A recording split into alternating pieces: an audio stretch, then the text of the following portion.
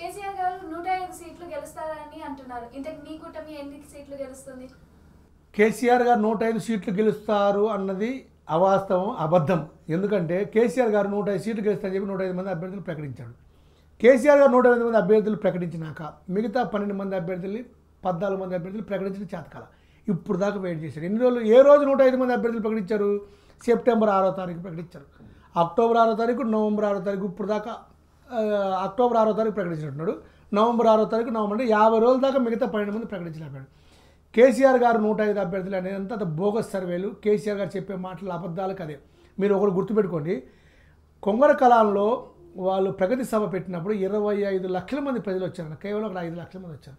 అవన్నీ అన్ని మీడియాలో వచ్చింది. మీడియాలో మేనేజ్ చేసేది ఎక్కడ రాలే. కానీ సోషల్ మీడియా మాత్రం బ్రహ్మాండంగా వాళ్ళ నిజాలు బయటకు తీసుకొచ్చింది. అందరికీ బ్రహ్మాండంగా మందు, అందరికీ ఫుడ్డు, అందరికీ బిర్యానీ, అన్ని బస్సులు అరేంజ్ చేస్తే 5 లక్షల మంది 6 లక్షల మంది వచ్చారు. కేసీఆర్ మాట్లాడి ఇలా తుపాకీ రాముడు మాట్లాడే చూడు, తుపాకీ రాముడు మాటలు లేకుండా. కానీ ఒకటి వాస్తవం, మేము 80 సీట్లు అధికారంలో రాబోతున్నాం. మా ప్రజాకూటమి పీపుల్స్ ఫ్రంట్ 80 సీట్లలో డిసెంబర్ 11వ తారీఖు మా ఉత్తమ్ కుమార్ రెడ్డి గారి నాయకత్వంలో కోదండరామ్ గారి ప్రచార కమిటీ కన్వీనర్ బాధ్యతల్లో కూటమి గెలుస్తుంది. మా కూటమి అధికారంలో రాబోతుంది. ఇంకోటి మీకు స్పష్టంగా చెప్పదలుచుకున్నాం, 12 సీట్లు ప్రకటించలేదు, 105 మంది అభ్యర్థులు ప్రకటించారు. 105 మంది అభ్యర్థుల్లో కూడా చాలామంది అభ్యర్థుల్లో వాళ్ళలో కూడా రేబల్ ప్రాబ్లం ఉంది. వాళ్ళలో కూడా చాలామంది అభ్యర్థులు వేశారు, మన రేబల్స్గా వేశారు. కానీ ఇక్కడ మీరు గమనించాల్సింది ఏంటంటే 105 మంది అభ్యర్థుల్లో కొంతమంది సిట్టింగ్ స్థానాలు ఇవ్వలేదు. సిట్టింగ్గా ఉన్న అభ్యర్థులు కూడా ఎంతో ప్రజా వ్యతిరేకత ఉంది. ఇవన్నీ కేసీఆర్ పరిగణలో తీసుకోవాలి. ఆ రోజు ఎన్నికలకు వెళ్ళి ఆ రోజు మీకు రద్దు చేసి గవర్నమెంట్ని అనవసరమైన ఎన్నికలు మన మీద రుద్ది సడన్గా అది ఏం చెప్పాలో అర్థం కాక ప్రజలకి 105 మంది అభ్యర్థులు ప్రకటించేసి మొత్తం డైవర్ట్ చేసేసాడు మొత్తాన్ని. ఇది వాస్తవం. కానీ ఈ వాస్తవాలు కప్పించుకోవడం కూడా ఆ సర్వే ఈ సర్వే అని చెప్తున్నారు. ఇవన్నీ నిజాలు కాదు. గ్రౌండ్ రిపోర్ట్ వేరే ఉంది, న్యాచురల్ రిపోర్ట్ వేరే ఉంది.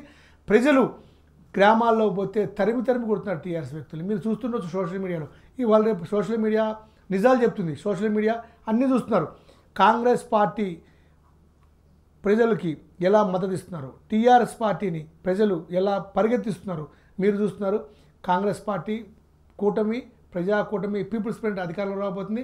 తెలంగాణలో డిసెంబర్ 11వ తారీఖు కాంగ్రెస్ పార్టీ ముఖ్యమంత్రిగా మేము కాంగ్రెస్ పార్టీ అధికారంలో ప్రమాణ స్వీకారం చేయబోతున్నాం. ఈ కేసీఆర్ గారికి, కేటీఆర్ గారు అమెరికా వెళ్ళిపోవాలి.